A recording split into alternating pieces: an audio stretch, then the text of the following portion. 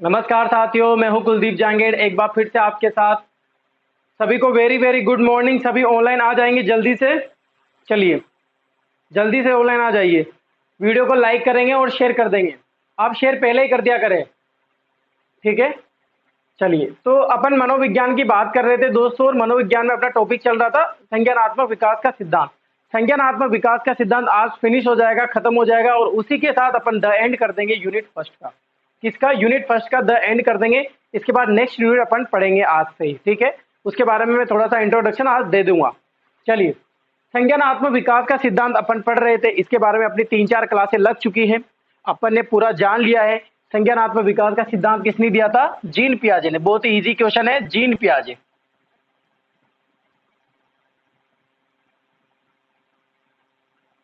किसने दिया था ये सिद्धांत? जीन पियाजे ने ये सिद्धांत दिया था। पहला क्वेश्चन यही बन जाता है, कब दिया था? 1923 में दिया था। कौन सी पुस्तक में दिया था, ये भी मैंने आपको बता दिया। इन जीन पियाजे के अनुसार अब क्या करा कि इन्होंने अपने ही पुत्रों पर जो है वो रिसर्च कर रहे थे, इनके बारे में, अवस्थाओं के बारे में, मतलब कुल मिला के स्टडी कर रहे थे ये। तो इन्होंने 4 अवस्थाएं दी। इनका बोलना था कि जो संज्ञानात्मक विकास, यानी कि जो बालक का जो विकास होता है वो 4 अवस्थाओं के अंदर होता है। इसमें अपन ने 3 अवस्थाएं पढ़ ली थी। कितनी अवस्थाएं पढ़ ली थी अपन ने? 3 अवस्थाएं। जो नए बच्चे हैं, नए स्टूडेंट आज जुड़े हुए हैं, अगर नए बच्चे स्टूडेंट देख रहे हैं मुझे, तो वो प्लीज पुराने लिंक पर जाइए। आपको इस चैनल पे डिस्क्रिप्शन पे पुराने लिंक मिल जाएंगे, आप उनको देखिए। मेरे ना कुलदीप जांगीड़ की नाम से जो साइकोलॉजी, उसमें प्ले लिस्ट में जाना आप, और साइकोलॉजी मेरे वीडियो आपको पुराने उपलब्ध मिल जाएंगे। आपको कोई भी एक क्लास भी इधर की इधर नहीं है, आपको सिस्टमेटिक तरीके से मिलेगी। Part first, second, third, fourth, 5, 6 जितने भी क्लास हैं आप देख सकते हो, आराम से एंजॉय कर सकते हो क्लासों को। रीड के सिलेबस के अकॉर्डिंग ही आपको पढ़ाया जा रहा है, ठीक है। चलिए, संज्ञानात्मक विकास का सिद्धांत 2 अगस्त हो गया। 2 अगस्त को पेपर सब देके आ गए रीड का। 2 अगस्त को पेपर होने वाला था ना। ये कैसा हुआ पेपर आप सभी का रीड का? बहुत अच्छा हुआ होगा सभी का ना। डोटासरा जी ने 2 अगस्त को पेपर करवाने की बात कही थी पहले, तो डोटासरा जी दे रहे हैं अभी तो पेपर शायद। देखिए अब जल्दी क्या होता है, अब पेपर होने लग गए। वैसे लाइब्रेरी का पेपर आने वाला है, कर्मचारी जल्दी से पेपर आने वाले, तो आपको सब सभी पेपर आएंगे। आप वेट कीजिए, संघर्ष का लड़ते रहिए, संघर्ष के साथ हार मत मानना बस, ठीक है। संज्ञानात्मक विकास का सिद्धांत बात कर रहे थे, इसमें अपन 4th अवस्था की बात करते हैं आज, ठीक है। 4th अवस्था कौन सी होती है? जल्दी से बताइए मुझे, कौन सी होती है? जल्दी सभी के कमेंट आने चाहिए। औपचारिक संक्रिया अवस्था। क्या होती है? औपचारिक, औपचारिक संक्रियात्मक, औपचारिक संक्रियात्मक अवस्था, संक्रियात्मक अवस्था, ठीक है। ये औपचारिक संक्रियात्मक अवस्था, इसको एक और अवस्था बोलते हैं, जिसको इसका अलग नाम है अमूर्त चिंतन की अवस्था। अमूर्त चिंतन की अवस्था क्या बोलते हैं? अमूर्त चिंतन की अवस्था भी बोलते हैं इसको, और इसका नाम है इंग्लिश में formal, formal operational, formal operational stage, ठीक है। ये इंग्लिश में इसका नाम है। औपचारिक संक्रियात्मक अवस्था, अमूर्त चिंतन की अवस्था, फॉर्मल ऑपरेशनल स्टेज, ठीक है। और इसकी उम्र सीमा की अपन बात करें, जो आपको हमेशा ध्यान रखनी है, जैसे मैंने पहले बताया, 11 से 15 वर्ष, ठीक है। और इससे अधिक भी हो सकती है। ये आपकी उम्र सीमा है, जो मैंने आपको पहले लिखा दी। देखो अपन सिस्टम से चल रहे हैं, यहां पर जहां जहां से पॉसिबिलिटी बनती है क्वेश्चन आने की, वो एक चीज मैं आपको बताता चल रहा हूं। औपचारिक संक्रियात्मक अवस्था नाम याद रहना ही चाहिए, और 4th नंबर पे आनी चाहिए। कौन सी स्टेज है ये? 4th नंबर की अवस्था है। 4th नंबर की अवस्था है ये, याद रहनी चाहिए ये 4th नंबर की अवस्था। और वेरी इंपॉर्टेंट है इससे भी ज्यादा, कि आपको ये नाम याद रहना चाहिए, अमूर्त चिंतन की अवस्था। तीसरी वाली जो अवस्था है वो है मूर्त चिंतन की अवस्था। कौन सी है? मूर्त चिंतन की अवस्था। जबकि मेरे दोस्तों, जो 4th नंबर की जो अवस्था है वो है अमूर्त चिंतन की अवस्था, तार्किक चिंतन की अवस्था। यानी कि इसमें बालक जो है, जो इसमें बालक में क्या है, 2 प्रमुख विशेषताएं विकसित हो जाती है। 2 प्रमुख क्या हो जाती है? विशेषताएं विकसित हो जाती है, जैसे तर्क चिंतन और अमूर्त चिंतन। तर्क चिंतन करने लग जाता है, और तार्किक चिंतन के साथ साथ चिंतन क्षमता का विकास भी हो जाता है, ठीक है। औपचारिक संक्रियात्मक अवस्था, अमूर्त चिंतन की अवस्था, फॉर्मेट ऑपरेशनल स्टेज यानी 4th नंबर की अवस्था ये कहलाती है। ठीक है, अब बात करते हैं इसमें। मैंने बताया आपको कि दो चीजें विकसित हो जाती है बालक में, विकसित हो जाती है दो चीजें। कौन सी विकसित हो जाती है? दो चीजें, जैसे कि इसमें बताया हुआ है। एक तो तर्क चिंतन करने लग जाता है बालक, तर्क चिंतन करने लग जाता है। तर्क चिंतन के साथ चिंतन क्षमता का विकास भी हो जाता है, यानी कि क्या हो जाता है? चिंतन क्षमता का विकास हो जाता है। तर्क चिंतन के साथ साथ क्या हो जाता है? चिंतन क्षमता का विकास होने लग जाता है। देखिए, सभी को समझ में आ रहा है? क्लास में सभी को कंफर्टेबल है? सब क्लास में?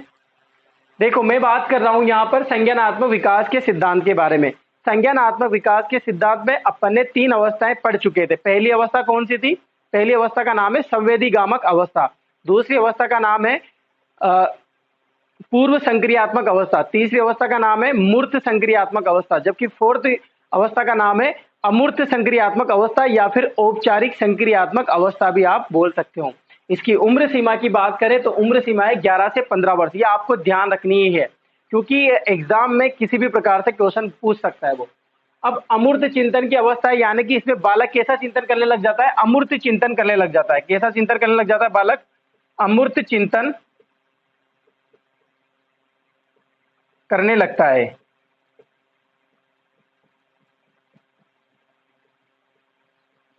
अमूर्त चिंतन के बारे में मैंने आपको पहले भी बताया हुआ है कि अमूर्त चिंतन क्या क्या होता है। दो प्रकार के चिंतन होते हैं, मूर्त चिंतन और अमूर्त चिंतन। तार्किक चिंतन चीज अलग है, ये अमूर्त मूर्त को भी बोलते हैं, लेकिन उसकी परिभाषा अलग है, वो मैंने आपको पहले भी बता दी थी। देखो, अमूर्त चिंतन क्या होता है कि उद्दीपक सामने नहीं है, यानी कि अप्रत्यक्ष रूप से किया गया चिंतन। मान लो आपके पास कोई भी चीज समक्ष नहीं है, पेश नहीं है, आपके सामने दिख नहीं रही है, फिर भी आपसे बोला जा रहा है कि उसके बारे में आप चिंतन करके मुझे बताइए वो सोल्यूशन क्या निकलेगा। आपसे होता है ना ऐसा बहुत बार कि अपने पास मैकेनिकल रहते हैं अपन और सामने चीजें नहीं रहती और अपन चिंतन करते हैं उसके बारे में, फिर आइडिया निकलता है। 3 इडियट मूवी नहीं देखी क्या? वो गाना गाते गाते एक तरफ से चिंतन करता रहता है और उसका आइडिया आ जाता है, वो चीज सामने नहीं रहती, फिर वो पंखा चलने लग जाता है और वो हेलीकॉप्टर बना देता है।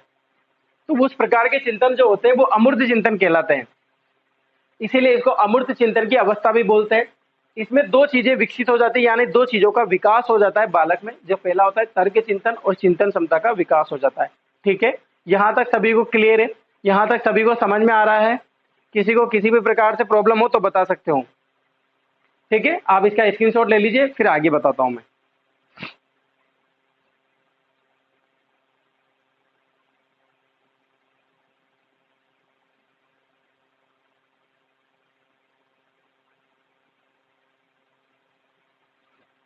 मिटा दूं? चलिए अब आगे बढ़ते हैं और इसके बारे में बात करते हैं और क्या क्या होता है इस अवस्था में, इसके बारे में अपन पढ़ेंगे। ठीक है,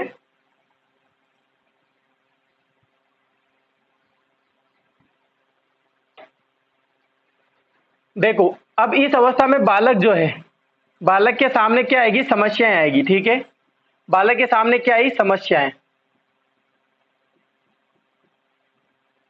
तो समस्याओं का क्या करेगा? वो समाधान करेगा। क्या करेगा? समाधान करेगा। तो ये जो समस्या आएगी, ये समस्याओं का समाधान किसके माध्यम से करेगा? अमूर्त चिंतन करके, अमूर्त चिंतन के माध्यम से।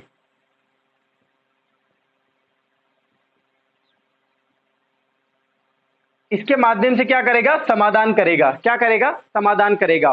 ठीक है, यानी कि उसमें क्या हो जाता है? अमूर्त चिंतन का गुण बालक में क्या हो जाता है? बालक में अमूर्त चिंतन का गुण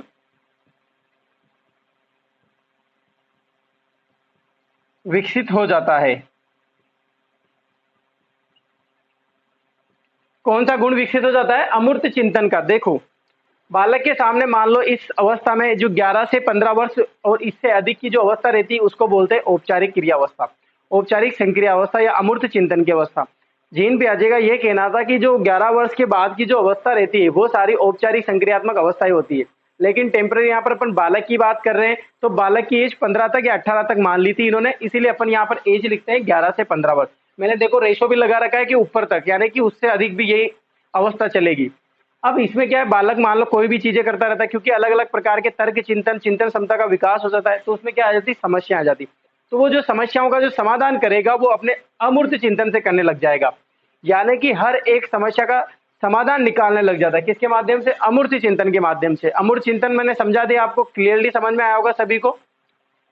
सभी को अमूर्त चिंतन समझ में आया कि नहीं आया? जल्दी से मुझे बताइए कमेंट करके, जल्दी से मुझे बताइए। यानी कि उसमें क्या हो जाता है? समाधान क्षमता का विकास हो जाता है। क्या हो जाता है? समाधान क्षमता का विकास हो जाता है।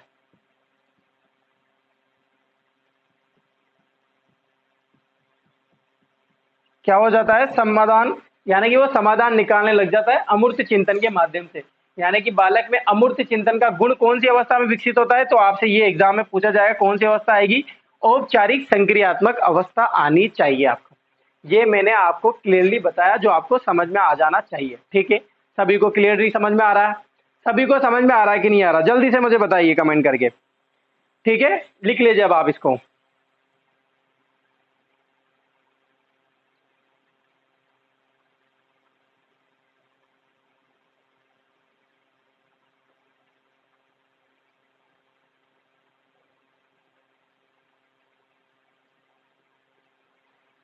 मिटा दूं? चलिए, मैंने आपको इस अवस्था के बारे में पहले भी आपको कुछ चीजें बताई थी, जिसके माध्यम से आप समझ सकते थे। जब अपन ने एक साथ स्टार्टिंग में मैंने आपको अवस्थाएं लिखा दी थी, तो आप समझ सकते हो, वहां पर मैंने आपको सारी चीजें लिखा दी थी। और बात करते हैं अपन, इस अवस्था में बालक वास्तविक वास्तविक चीजों और अवास्तविक चीजों, वास्तविक और अवास्तविक में अंतर स्पष्ट करने लग जाता है। अंतर स्पष्ट करने लग जाता है।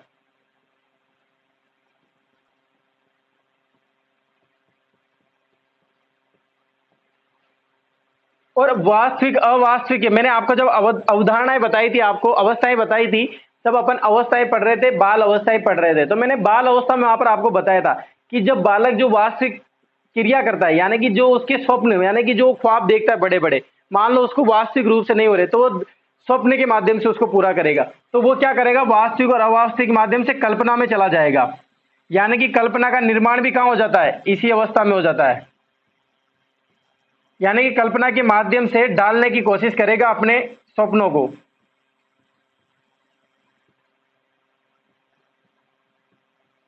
किसके माध्यम से? कल्पना के माध्यम से। यानी कि परिकल्पना का विकास हो जाता है।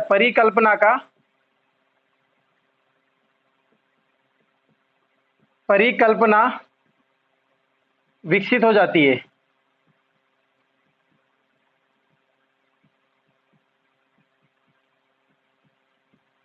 क्या विकसित हो जाती है? इस अवस्था में परिकल्पना विकसित हो जाती है। देखो क्या लिखा है मैंने, एक बार फिर से समझाता हूं, क्लियरली समझ में आ जाना चाहिए।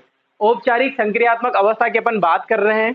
औपचारिक संक्रियात्मक अवस्था 11 से 15 वर्ष तक चलती है। इसमें बालक की क्या क्या चीजें आपको देखने को मिलेगी, किस प्रकार से बालक का विकास होता है, किस प्रकार के बालक में क्रिएटिविटी रहती है, किस प्रकार के बालक कार्य करता रहता है, ये अपन चीजें पढ़ रहे हैं। मैंने आपको जो पहले बात कराई वो आपको सभी को समझ में आ गई होगी। सभी को आप ये ना, ये यूट्यूब में जब भी चैनल को देखते हो ना, तो यस बोला करो, एक बिल्कुल फास्ट रहा करें। लाइव क्लासें आपके लिए चला रहे हैं, आपका समस्या का समाधान किया जा रहा है, यहाँ पर सारी चीजें आपको उपलब्ध करवाई जा रही है। आपके जो भी प्रॉब्लम रहेगी उसको जवाब भी दिया जा रहा है। फिर भी आप बिल्कुल एक्टिव रहा करें, यस बोला करें, जी सर बिल्कुल, यस सर, मजा आता है ऐसे क्लास में। ठीक है, और वीडियो को प्लीज शेयर किया करें, ज्यादा से ज्यादा शेयर करोगे आपने ग्रुप में, आपके व्हाट्सएप ग्रुप में स्टेटस लगा दिया करें, ताकि जो लोग देखेंगे वो जुड़ने की कोशिश करेंगे। देखिए, बालक वास्तविक और अवास्तविक, यानी कि क्या चीजें वास्तविक है, क्या चीजें काल्पनिक है, इनके बारे में जो है अंतर्भेद करने लग जाता है। तो इनके माध्यम से कल्पना का निर्माण हो जाता है उसमें, और एक जो कल्पना की जो विशिष्टता पाई जाती है उसको ढालने की कोशिश करता है। मैंने आपको पहले भी बताया था, ये जब मान लो वो जो चीजें सपने देखता है वो पूर्ण नहीं हो पाते, तो वो कल्पना के माध्यम से उनको पूर्ण करता है, और तो मंद मंद मुस्कुराता रहता है, यानी कि खुश होता रहता है। तो उसमें कल्पना में ढालने की कोशिश करता है, यानी कि परिकल्पना विकसित हो जाती है। कौन सी अवस्था में? औपचारिक क्रिया अवस्था में, औपचारिक संक्रिया अवस्था में। आपसे डायरेक्ट एग्जाम में ऐसे पूछा जा सकता है कि अंतर्भेद कौन सी अवस्था में करने लग जाता है? जीन पियाजे के सिद्धांत में। परिकल्पना का विकास कहां पर हो जाता है? जीन पियाजे के सिद्धांत में। अमूर्त चिंतन कौन से विकास में होता है? जीन पियाजे के अनुसार। ये अथाह क्वेश्चन बनते हैं जो आपको ध्यान रखने हैं। मैं बार बार नहीं बोलूंगा इनको कि आप इस तरह से क्वेश्चन निकालो। आपको लग रहा है हर एक लाइन में क्वेश्चन है, हर एक लाइन में क्वेश्चन नजर आ रहा है आपको। ठीक है, आप लिख लीजिए इसका, फिर आगे बात करते हैं।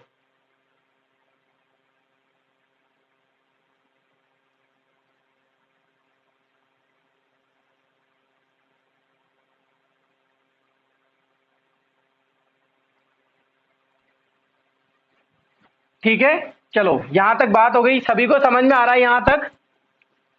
आज ये सिद्धांत कंप्लीट हो जाएगा अपने, और अपन जो नेक्स्ट यूनिट है उसके बारे में आपको बता दूंगा। नेक्स्ट क्लास जो भी रहेगी वो अलग यूनिट के साथ रहेगी, ठीक है। इस अवस्था में,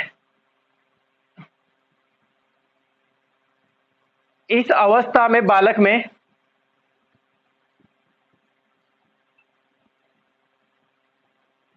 किसमें, बालक में संप्रत्यय का गुण विकसित हो जाता है। किसका? संप्रत्यय का गुण विकसित हो जाता है।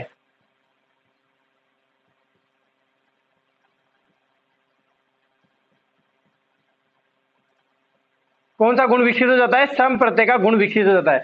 संप्रत्यय का मतलब यहां पर यह बताया गया है कि जो समाज के प्रति जो बालक की अवधारणा है, समाज के प्रति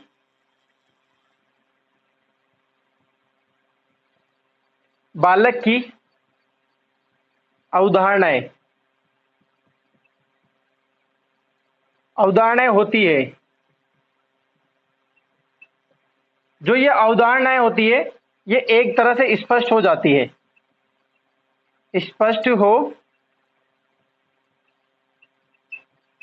जाती है, ठीक है। देखो, इस अवस्था में बालक में संप्रत्यय का गुण पाया जाता है। एग्जाम में ऐसा पूछा जाएगा कि बालक में संप्रत्यय का गुण कौन सी अवस्था में पाया जाता है जीन पियाजे के सिद्धांत के अनुसार। आपका आंसर क्या आना चाहिए? औपचारिक संक्रियात्मक अवस्था। संप्रत्यय का गुण विकसित होता है कौन सी एज में? 11 से 15 की एज में। 12 भी पूछ सकता है, 13 भी पूछ सकता है, 14 भी दे सकता है, 15 भी दे सकता है, 18 भी दे सकता है। तो आपको याद रखनी है 11 से बाद, यानी कि 15 से बाद, 11 से बाद, ये जो अवस्था है, ये जो उम्र रहती है, इसमें संप्रत्यय का गुण विकसित हो जाता है। संप्रत्यय का मतलब ये क्या है कि बालक में जो समाज के प्रति जो बालक की जो अवधारणा है, ये और बालक की कौन अवधारणा कहाँ बनती है? मस्तिष्क में बनती है। कहां पर बनती है? मस्तिष्क में। मस्तिष्क में जो अवधारणाएं बनी हुई है, यानी कि वो जो रीति रिवाज परंपराएं जो रहती है समाज के प्रति, तो उसके मस्तिष्क में क्या रहता है कि इनकी पूजा क्यों जाती है, ये लोक देवता किन के हैं, ये इस तरह का कार्य क्यों करता है, ये दान पुण्य क्यों करना चाहिए, ये क्लियरली रूप से स्पष्ट हो जाती है बालक में। मैं सारी चीजें आपको पहले भी बता चुका हूं, ये सारी चीजें कि संप्रत्यय का मतलब क्या होता है और समाज के प्रति अवधारणाएं। समाज में जो सारे रूल्स रहते हैं, रूल्स रेगुलेशन रहते हैं, अच्छे रूल्स भी रहते हैं, बुरे रूल्स भी रहते हैं। किसी के साथ अत्याचार हो रहा है, किसी के साथ शोषण हो रहा है, क्यों आंदोलन कर रहे हैं, क्यों विद्रोह कर रहे हैं, ये जितनी भी समस्याएं होती है, जितनी भी मस्तिष्क में अवधारणा बनी होती है ना बालक में, तो वो बालक में क्लियर हो जाती है इस अवस्था में। बाल्य अवस्था में नहीं हो पाती, किशोर अवस्था में हो जाती है वो। किशोर अवस्था में बालक समाज के प्रति जागरूक हो जाता है। क्या हो जाता है? जागरूक हो जाता है, और अपने समाज की सेवा ही नहीं करता बल्कि नैतिक नियमों का पालन भी करने लग जाता है और खुद निर्माण भी करता है इन चीजों का, ठीक है। तो यहां पर मैंने आपको बताया कि संप्रत्यय का गुण विकसित हो जाता है। कौन सा गुण विकसित हो जाता है? संप्रत्यय का गुण विकसित हो जाता है। संप्रत्यय का मतलब मस्तिष्क में बालक के जो मस्तिष्क है उसमें समाज के प्रति जो अवधारणाएं थी, अवधारणाएं मैंने आपको बता दी कौन कौन सी अवधारणाएं रह सकती है। अलग अलग प्रकार की अवधारणाएं रह सकती है, बहुत सारी अवधारणाएं किसी भी प्रकार से। समाज में क्या है? सारी दुनिया ही समाज है, जो भी अपन ही खुद समाज है। अरे अपन खुद समाज नहीं है क्या? अपन खुद समाज है। मेरा क्या नेचर है, किस तरह से मैं बिहेवियर करता हूँ, किस तरह से मैं लोगों को देखता हूँ, गरीब लोगों के प्रति मेरी क्या सोच है, अमीर लोगों के प्रति मेरी क्या सोच है, ये सारे समाज की अवधारणा ही तो है, और क्या है। क्लियरली समझ में आ रहा सभी को? तो ये अवधारणाएं जो होती है ये स्पष्ट हो जाती है, क्लियर हो जाती है इस अवस्था में, ठीक है। यहां तक सभी को समझ में आया? अब आप इसका स्क्रीनशॉट ले लीजिए।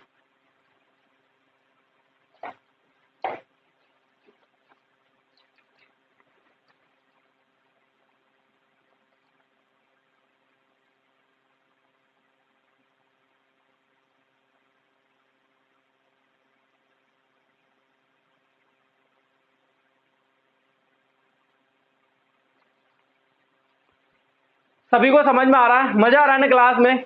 एंजॉय कर रहे हो ना सभी क्लास को? देखो, आपका जो संज्ञानात्मक का सिद्धांत है ना, उसमें से एक क्वेश्चन बाहर नहीं जाने दूंगा मैं। इतना मैटर आपको बता रहा हूँ, इतना क्लियरली, इतना डीप। मुझे ये बताइए, देखिए आपने इतना डीप पहले कभी पढ़ा है क्या? बताइए। देखिए, ऐसे ऐसे कौन से स्टूडेंट है सर, हमने बहुत ज्यादा डीप पढ़ रखा था और संज्ञानात्मक है। कुछ एक स्टूडेंट ऐसे होते हैं जो बहुत सारे डीप पढ़ लेते हैं, ठीक है। फिर भी मैं आपको इतना समझा रहा हूँ, इतनी चीजें आपको लेके चल रहा हूँ कि आपको हर एक चीज क्लियर हो जाए। बार बार जो भी वर्ड आ रहा है, 50 बार पहले बोल चुका हूँ, 50 बार फिर बोल रहा हूँ, 100 बार बोल रहा हूँ, देखो मैं आपके लिए, ठीक है। चलिए, तो सभी को समझ में आ जाना चाहिए। बस मैं यही चाहता हूं कि आपका मजा आना चाहिए, बस आपको पढ़ते टाइम आप बोरिंग महसूस नहीं करो, आप बता देना, ठीक है। अब इस अवस्था में जो बालक रहता है, समाज के प्रति अवधारणा बन गई। अब बालक रहेगा जो सामाजिक नियमों का पालन करेगा,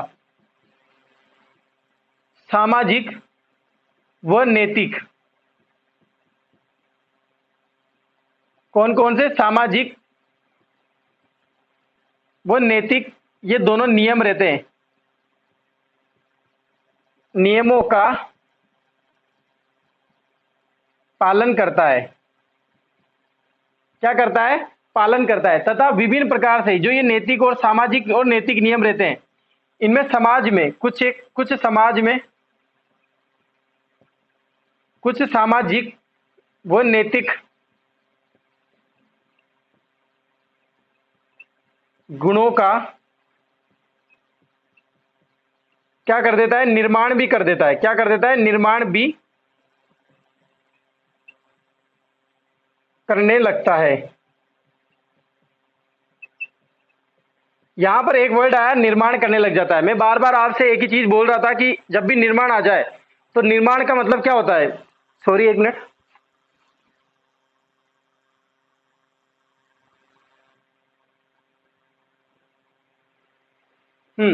सामाजिक व नैतिक नियमों का पालन करता है। पालन तो करता ही है, लेकिन कुछ सामाजिकता नियम को और कुछ नैतिक नियमों का निर्माण भी करने लग जाता है। अब निर्माण करने लग जाता है, मैंने यहां पर बोला कि बालक निर्माण भी करने लग जाता है। क्या बोला मैंने? निर्माण भी करने लग जाता है। अब ये जो निर्माण करेगा ना, ये समाज से स्वीकृति वाले करेगा। समाज से स्वीकृति मांगता है इन चीजों की, कि मैं ऐसा कर लूं, मैं ऐसा करने जा रहा हूं, मैं ऐसा कर सकता हूं। इस तरह की चीजें वो दिमाग में रखता है। ठीक है, यानी कि जो अच्छा बुरा है उसको पता तो है कि बुरा क्या है, अच्छा क्या है। तो समाज से स्वीकृति भी चाहता है उन नियमों का निर्माण करने के लिए। जैसे मान लो वो चाहता है अपने मम्मी पापा से पूछेगा या अपने दोस्तों से पूछेगा, टीचर, कि मुझे पौधारोपण करना है, तो वो अलग अलग जगह पर जाएगा। मुझे दान पुण्य करना है, मुझे गरीब बच्चों को खाना खिलाना है, मुझे कुछ पैसे देने हैं, मुझे कुछ सेवा करनी है। इस तरह के जो स्वीकृति मांगता रहता है समाज के प्रति, जो अच्छा रहता है उनमें स्वीकृति चाहता है समाज से, और सामाजिक गुणों का नियमों का पालन भी करता है और निर्माण भी करता है। अब निर्माण करना, यहां पर समझना मोस्ट इंपोर्टेंट बात, बार बार बोल रहा हूं। मनोविज्ञान में जब निर्माण करते हैं तो अवस्थाएं मैंने आपको पहले बताई थी। अवस्थाओं में निर्माण करना क्या कहलाता है? आत्मसिद्धि का गुण। कौन सा? आत्मसिद्धि का गुण। आत्मसिद्धि का गुण विकसित हो जाता है। यानी कि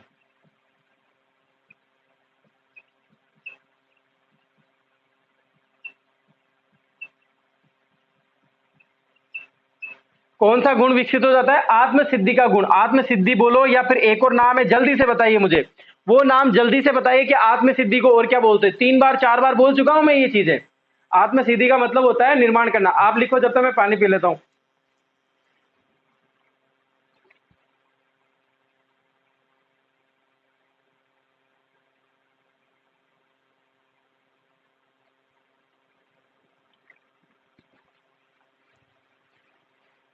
ठीक है, जल्दी से बताइए मुझे, कमेंट आने चाहिए सभी के। आत्मसिद्धि को और क्या बोलते हैं? पता तो है ना? बहुत बहुत धन्यवाद सभी को। आत्मसिद्धि को बोलते हैं विधायिका। क्या बोलते हैं? विधायिका। विधायिका का गुण विकसित हो जाता है।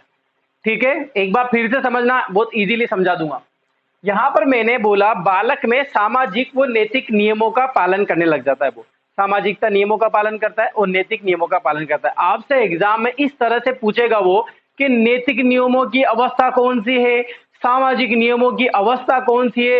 ऐसी अवस्था जिसमें नैतिक निर्माण की अवस्था भी कहते हैं। ऐसी अवस्था जिसमें नैतिक निर्माण का पालन भी करता है तथा निर्माण भी करता है। ये आपको ध्यान रखना है। ठीक है, क्लियरली समझ में आ गया? बच्चों की तरह तो नहीं बताना ना। देखो फिर भी मैं बच्चों की तरह समझाता हूं आपको कि 0-0 से समझो आप।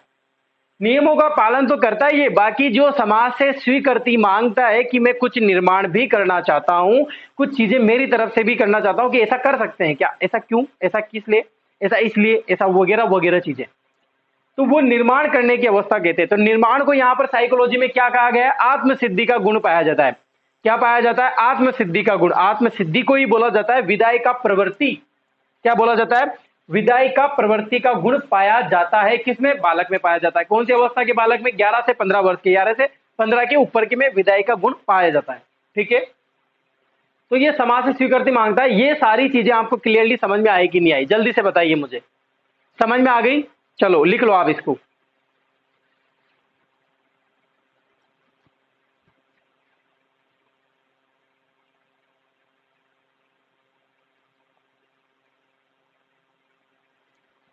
मिटा दूं? चलिए, तो सभी को समझ में आ रहा है, सभी को मजा आ रहा है ना क्लास में? देखो समझ में आ जाना चाहिए बस, और कुछ आए नहीं आए।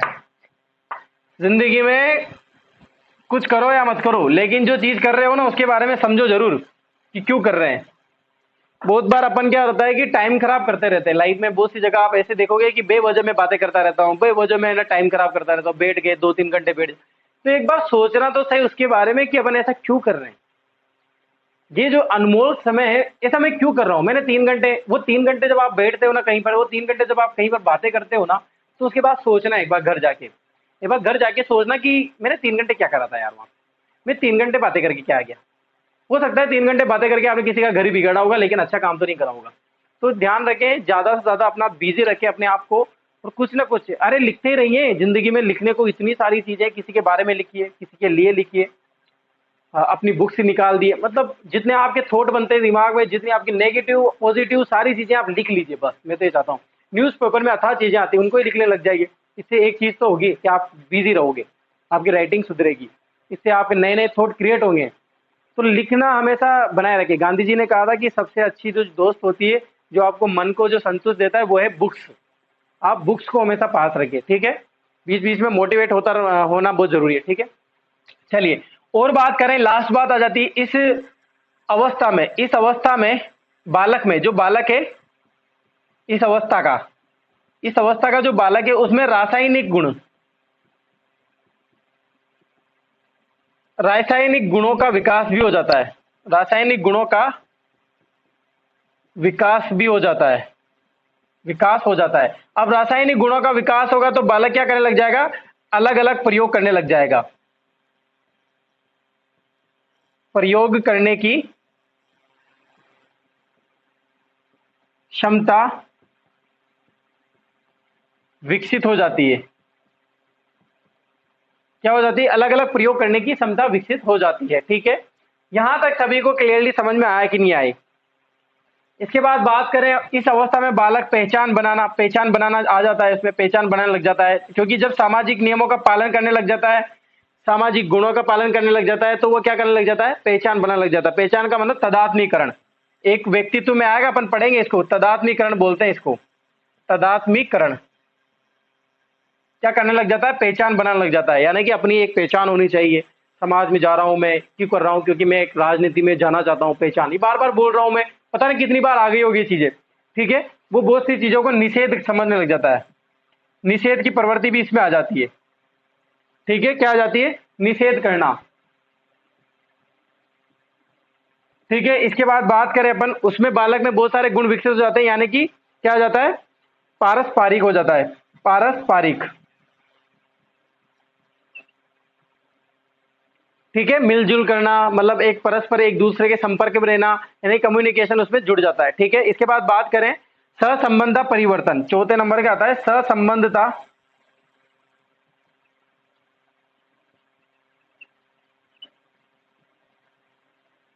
परिवर्तन।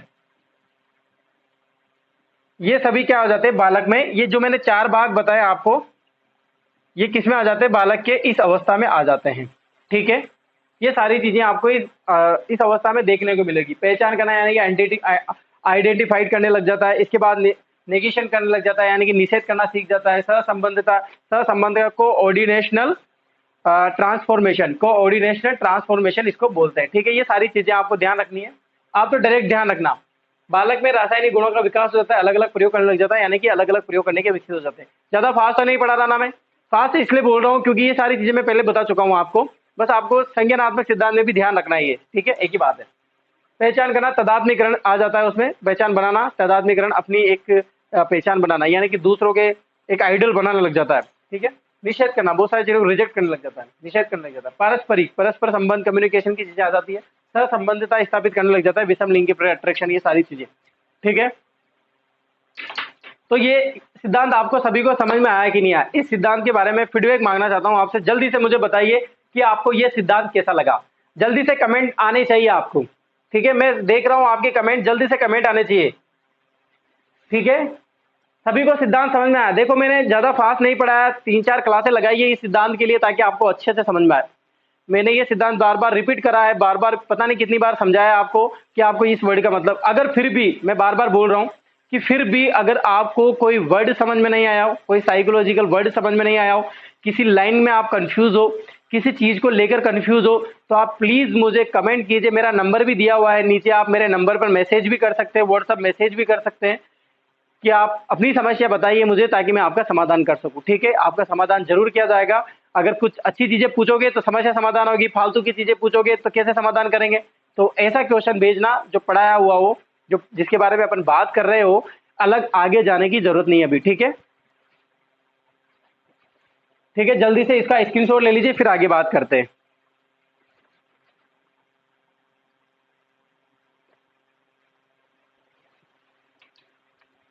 मिटा दूं, मिटा दे इसको। चलिए, ये होती है संज्ञानात्मक विकास का द एंड। खत्म हो जाता है संज्ञानात्मक विकास का द एंड। एक नोट लगाना, जो लास्ट में लिखा रहा हूं नोट, आपसे अगर एग्जाम में पूछ ले तो डायरेक्ट आंसर लिख देना ये वाला। ठीक है, जो जीन पियाजे भाई साहब थे,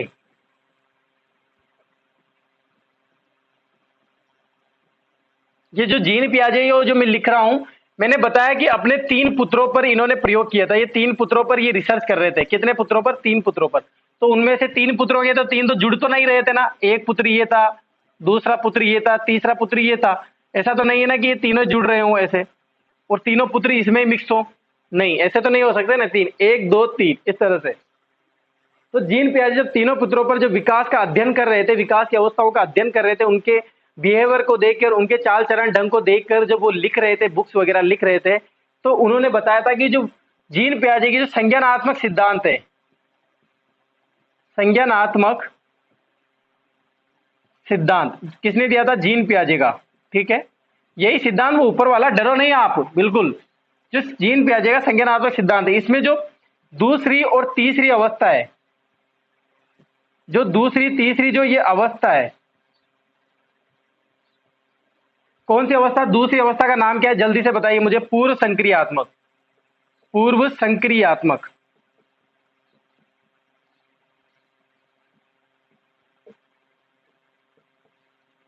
इसकी एज क्या है? 2 से 7 वर्ष। यह भी याद है आप सभी को। तीसरी अवस्था क्या है? मूर्त संक्रियात्मक।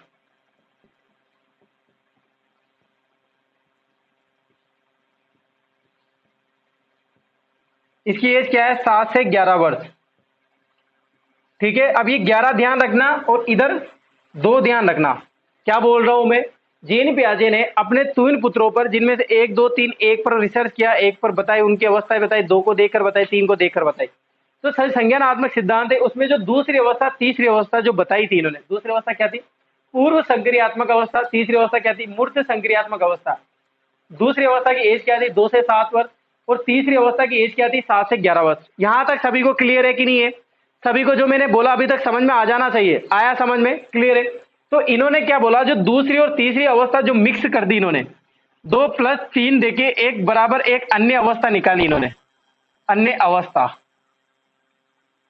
ठीक है, जो अन्य अवस्था निकाली, उस अवस्था का नाम क्या बताया इन्होंने? 2 + 3 करके बराबर कौन सी अवस्था निकाली? स्थूल विकास की अवस्था। स्थूल विकास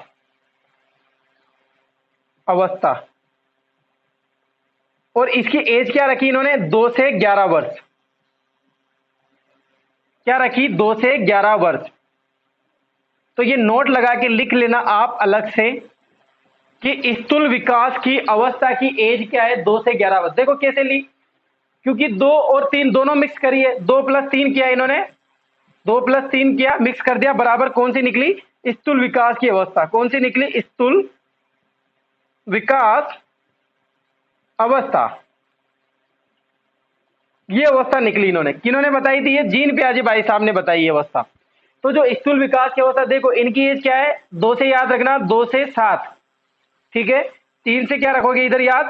7 से इधर तो याद नहीं रखना, 7 इधर आ जाएगा और ये 11 आ जाएगा। ठीक है, तो इधर का 2 ले लेना और इधर का 11 ले लेना, पहला और एंड, और ये दोनों जोड़ के इधर लिख देना 2 से 11 वर्ष। ठीक है, ये आपसे एग्जाम में पूछा जा सकता है, वेरी इंपॉर्टेंट है, ध्यान रखना इसको। मोस्ट इंपॉर्टेंट है, कोई नहीं बताता, मैं बता रहा हूं, ध्यान रख लेना। ठीक है, यहां तक सभी को समझ में आया? अब आप इसका स्क्रीनशॉट ले लीजिए, फिर मैं बताता हूं क्या करना है आगे, ठीक है।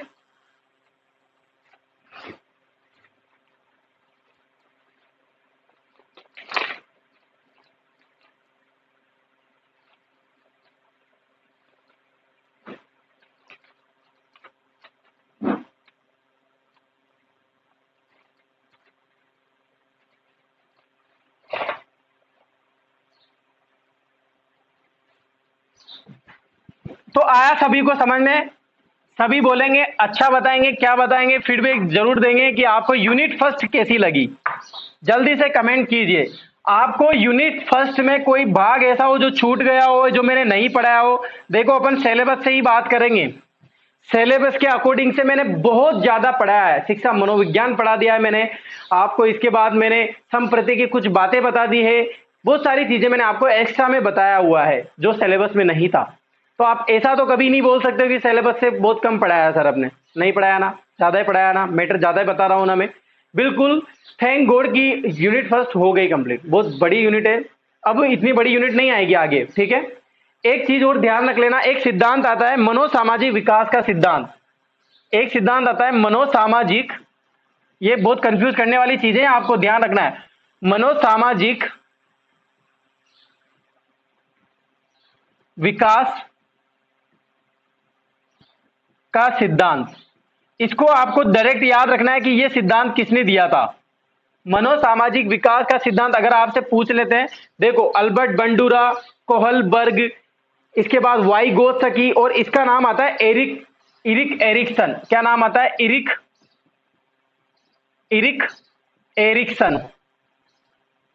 एरिक्सन। इन्होंने ये सिद्धांत दिया था। ये कौन थे?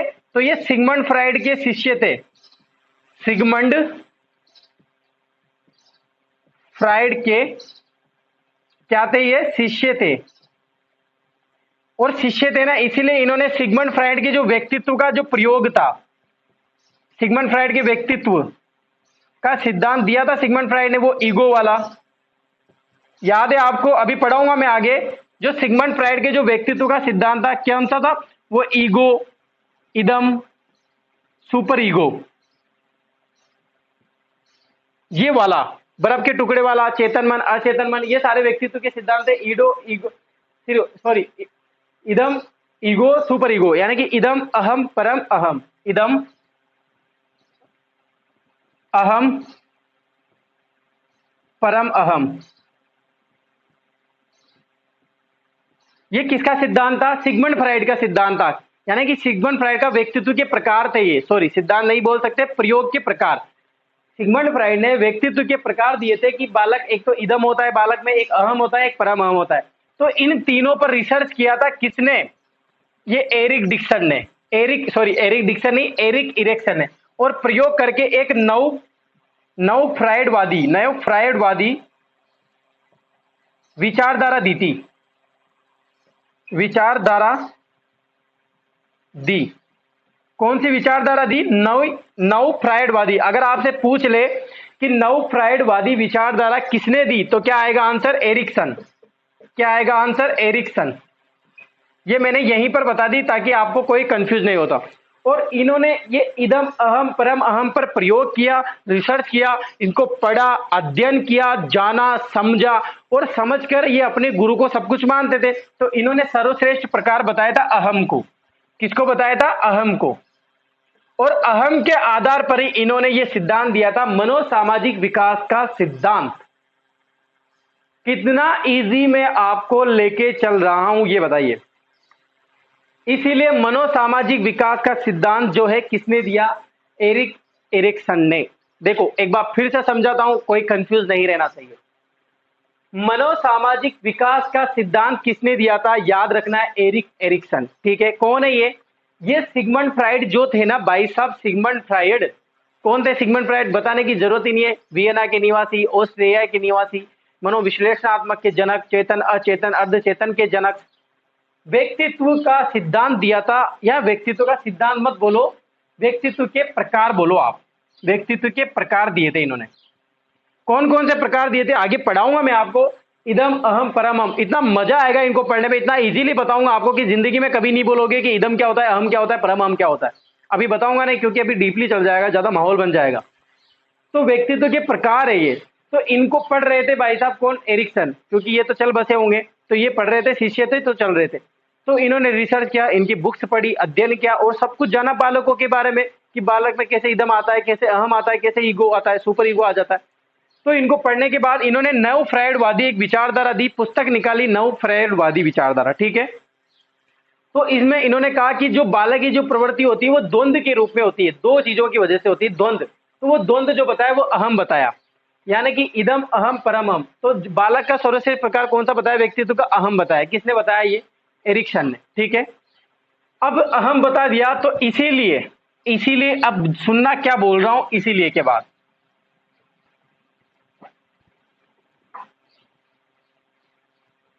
इसीलिए अहम विकास का सिद्धांत भी बोलते हैं इसको। कौन क्या बोलते हैं, अहम विकास का सिद्धांत। अगर ये पूछ लेते हैं तो भी एक ही बात है, ठीक है। और क्या बोलते हैं इसके बाद, जीवन अवधि का सिद्धांत। जीवन, क्योंकि जीवन किससे चल रहा है, अहम से चल रहा है, इनका मानना था जीवन अवधि का सिद्धांत। ये भी किसने दिया, यानी कि ये तीनों सिद्धांत जो है किसने दिए, एरिक्सन ने। किसने दिए, एरिक्सन ने। एक ही सिद्धांत है, एक ही सिद्धांत के तीन रूप है। और कितनी अवस्थाएं बांटी इन्होंने इस सिद्धांत के अनुसार, 8 अवस्थाओं में बांटा।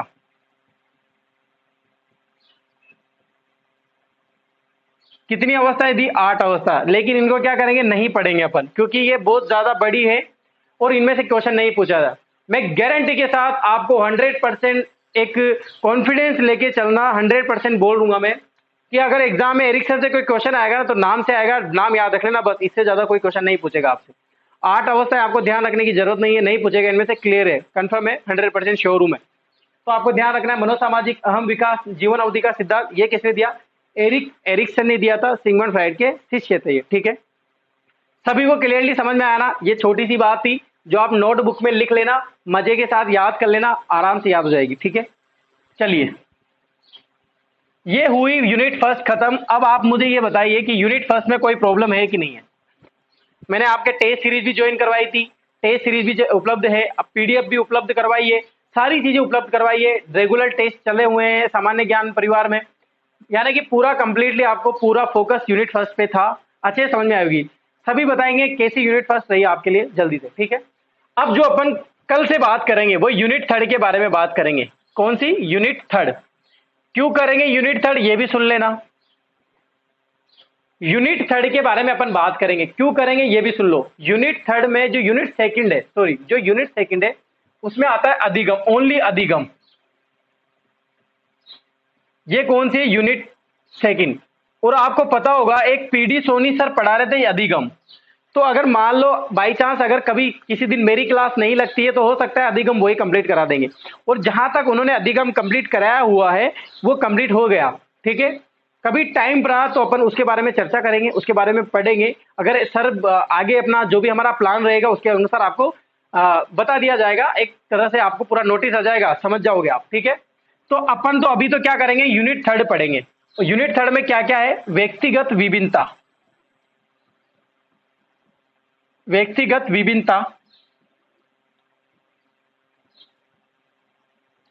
इसके बाद व्यक्तित्व आता है और इसके बाद बुद्धि। और आज दिन तक का ऐसा कोई पेपर नहीं हुआ रीट का जिसमें से इनमें से कोई क्वेश्चन ना पूछा गया हो। Very very important, very very important है। आज दिन तक का कोई ऐसा एग्जाम ही नहीं हुआ, चाहे सेकंड ग्रेड का हो, चाहे थर्ड ग्रेड का हो, चाहे फर्स्ट ग्रेड का हो, चाहे कोई सा भी एग्जाम हो जिसमें साइकोलॉजी पूछी गई और जिसमें ये सिलेबस में हो, इनमें से क्वेश्चन नहीं पूछा गया हो, ऐसा हो ही नहीं सकता। बुद्धि वेरी इंपॉर्टेंट, व्यक्तित्व वेरी इंपॉर्टेंट, व्यक्तिगत विभिन्नता वेरी इंपॉर्टेंट, ठीक है। तो इनको बारे में अपन चर्चा करेंगे कल से, ठीक है। सभी को क्लास कैसी लगी जरूर बताएं। सभी प्लीज वीडियो को शेयर और लाइक करते रहा करें, ऐसे ही प्यार बनाए रखें। बहुत बहुत धन्यवाद आप सभी का, राधे राधे।